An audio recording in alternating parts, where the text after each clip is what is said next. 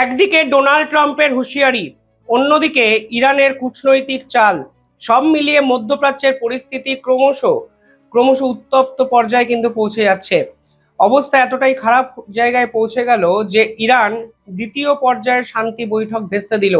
এমনকি আমেরিকার পক্ষ থেকে অফিসিয়ালি জানানো হয়েছিল এই সেকেন্ড পিস টকের জন্য তাদের দেশের ভাইস প্রেসিডেন্ট জেডি ভ্যান্স ইতিমধ্যেই রওনা হয়েছেন।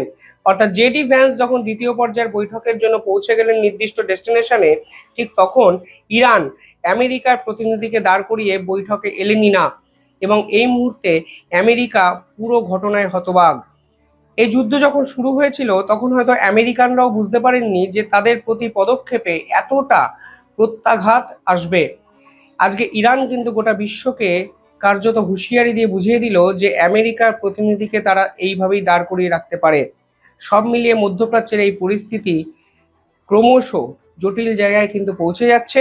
এবং আজকে দিনভর যে ঘটনাগুলো ঘটলো সেগুলো কিন্তু আমি আপনাদের সামনে সহজ ভাষায় তুলে ধরবো এবং আপনারাও বুঝবেন টম এন্ড জেরির মতো কেউ কোনো সময় এগিয়ে যাচ্ছে, কেউ বা পিছিয়ে যাচ্ছে। ইরানের পক্ষ থেকে পরিষ্কারভাবে ট্রাম্পের ডিপ্লোম্যাসির সমালোচনা করা হচ্ছে। দেখুন, ডোনাল্ড ট্রাম্প এক্ষেত্রে যে ডিপ্লোম্যাটিক যে এস্টাবলিশমেন্ট করার চেষ্টা করা হচ্ছে করছেন সেটাকে বলা হয় কোয়ারশিপ ডিপ্লোম্যাসি। এই কোয়ারশিপ ডিপ্লোম্যাসি মানে তিনি প্রথম থেকেই প্রেশার গেম খেলার চেষ্টা করছেন। প্রথমে তিনি নির্দিষ্ট একটি ইস্যুকে চাহিদার মারফতে সামনে রেখেছেন। পরবর্তীকালে তিনি একাধিক ক্ষেত্রে তাদের উপরে থ্রেট প্রয়োগ করার চেষ্টা করেছেন। তৃতীয়ত তাদের উপরে চাপ আরো বৃদ্ধি করেছেন বিভিন্ন ক্ষেত্রে। এবং তারপর তিনি যে অফার দিয়েছেন সেই যে টাইম জোন সেটাকে কমিয়ে এনেছেন। এবং যখন তিনি তার দাবি পূরণ করতে পারেননি তখন এসকেলেশনের পথ বেছে নিচ্ছেন। ফলে সব মিলিয়ে ডোনাল্ড ট্রাম্প কোনো অবস্থাতেই নমনীয়তা এই অবস্থায় দেখাতে চাইছেন না। কোয়ারসিভ ডিপ্লোম্যাসি তিনি অ্যাপ্লাই করেছেন, যা ইরানের প্রধান সমস্যার বিষয়। ইরান এই মিটিংয়ে কেন গেল না, কেন শেষ মুহূর্তে এই 180 ডিগ্রি ভুল বদল? ইরানের পক্ষ থেকে নির্দিষ্ট কিছু কারণ বলা হয়েছে। প্রথমত বলা হয়েছে যে ইরান প্রথমেই বুঝে যাচ্ছে যে ডোনাল্ড ট্রাম্প মাত্রা অতিরিক্ত দাবি করছেন। প্রথম মিটিংয়ে তিনি এমন কিছু চেয়েছিলেন যা ইরানের পক্ষে পূরণ করা সম্ভব নয়। দ্বিতীয় মিটিংয়ে যদি ইরান যেত তাহলে হয়তো এই দাবিটি আরো কয়েক গুণ বেড়ে যেতে পারত।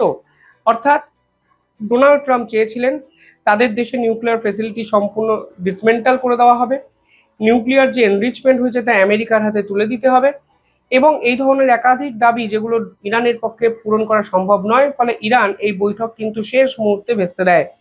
দ্বিতীয়ত যেটা বলা হচ্ছে তা হলো ইরান ওয়াশিংটন নাকি বারবার তাদের অবস্থান পরিবর্তন করছে। মানে প্রথমে একটি চাহিদা তারা জানানোর পরেও পরক্ষণেই তারা অন্য একটি চাহিদা সামনে আনছে। এবং স্ট্রেট অফ হরমুজে মিলিটারি এসকেলেশন বা অ্যাগ্রেশনকে বজায় রেখেছে, যা ইরান কোনোভাবেই মানবে না।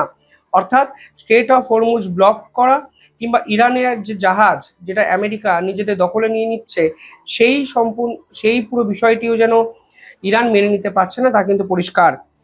পাশাপাশি এখানে ইরান বলছে যে তারা নাকি আমেরিকার সঙ্গে আলোচনায় রাজি, কিন্তু আমেরিকা তেহরানের কাছ থেকে অবান্তর কিছু প্রত্যাশা করছে যা পূরণ করা সম্ভব নয়।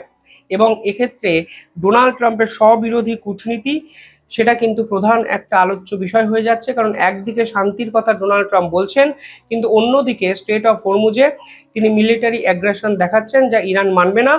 যদি কোনো অবস্থাতেই ডোনাল্ড ট্রাম্প এই মিলিটারি এসকেলেশনের পথ থেকে পিছনে হাঁটেন তাহলেই এই বৈঠক হতে পারে। কিন্তু আমেরিকার প্রতিনিধি বৈঠকস্থলে পৌঁছে যাচ্ছেন আর ইরান শেষ মুহূর্তে বলছে আমরা যাব না। এই নজিরবিহীন কাণ্ড গোটা বিশ্বকে কোনোদিন দেখতে হবে, তা হয়তো সাধারণ মানুষ স্বপ্নতেও কল্পনা করেননি। শুধু তাই নয়, ইরান কিন্তু তাদের দেশের সিকিউরিটি ওরিয়েন্টেড বিষয়ে একাধিক তৎপরতা দেখাতে শুরু করেছেন। আমি তার আগে নিঃসন্দেহে আপনাকে একটু যুদ্ধের এই টাইম লাইনটা বলে দিতে চাই, তাহলেই বুঝবেন কিভাবে টম এন্ড জেরির মতো এই যুদ্ধের পরিস্থিতি ক্রমশ বদলে যাচ্ছে। দেখুন, এই মুহূর্তে দাঁড়িয়ে যদি এই যুদ্ধের টাইম লাইন দেখেন, দেখবেন এপ্রিলের 11 তারিখ প্রথম দফার বৈঠক হয়। এপ্রিলের 14 তারিখ হরমুজে নৌবাহিনীর তৎপরতা শুরু হয় আমেরিকার পক্ষ থেকে। এপ্রিলের 19 তারিখ ওমান সাগরে ড্রোন এবং মিসাইলের সংঘাত হয় আমেরিকা এবং ইরানের। এবং এপ্রিলের আজকে 20 তারিখ দ্বিতীয় দফার বৈঠক ভেস্তে যায়। অর্থাৎ কখনো ইরান কখনো আমেরিকা, কেউ কাউকে ছাড় দেয়নি এই যুদ্ধের এখনো অবধি যতটা প্রোগ্রেস হয়েছে ঠিক সেখানে দাঁড়িয়ে। এই প্রেক্ষাপটে দাঁড়িয়ে আজকে ইরানের পক্ষ থেকে একটি ঘোষণা এসছে। তারা বলেছে তারা নাকি তাদের দেশে মোসাদের অত্যন্ত ঘনিষ্ঠ দুই সদস্যকে হত্যা করেছে এবং এই দুই সদস্য নাকি ইসরায়েলের গুপ্তচর হিসাবে কাজ করছিল। একজনের নাম মোহাম্মদ মাসুম সাহি, অন্য দুজনের নাম হামিদ ওয়ালিদি। এই দুই ব্যক্তিকে ফাঁসি দেওয়া হয়। অর্থাৎ তারা পরিষ্কার বুঝিয়ে দিচ্ছে যে আন্তর্জাতিক স্তরে উত্তপ্ত পরিস্থিতি থাকলেও তাদের দেশের আভ্যন্তরীণ যে রাজনীতি, সেই রাজনীতিতে কোনোভাবে কম্প্রোমাইজ করা হবে না। এবং তারা পরিষ্কার ইসরায়েলকে বলেছে যে এই ধরনের মোসাদ নেটওয়ার্ক যদি তারা বিল্ড আপ করার ভবিষ্যতে চেষ্টা করে, তাহলে কিন্তু তাদেরকে আরো ভয়াবহ কোনো পরিস্থিতির মুখে পড়তে হতে পারে। অর্থাৎ একদিকে শান্তি বৈঠক যেমন ভেস্তে দিয়েছে ইরান, অন্যদিকে মোসাদের দুই এজেন্টকেও ফাঁসির দড়িতে ঝুলিয়ে দেওয়া হলো প্রকাশ্যে জনসভায়। সব মিলিয়ে ইরান কিন্তু ডিস্ট্রাকটিভ মোডে চলে গেছে। দেখুন, গোটা বিশ্বের এই মুহূর্তে অ্যাট্রাকটিভ পয়েন্ট হলো স্ট্রেট অফ হরমুজ। গোটা বিশ্বের 20% তেল বা জ্বালানি এই স্ট্রেট অফ হরমুজ দিয়ে এক প্রান্ত থেকে অন্য প্রান্তে ছুটে যায়।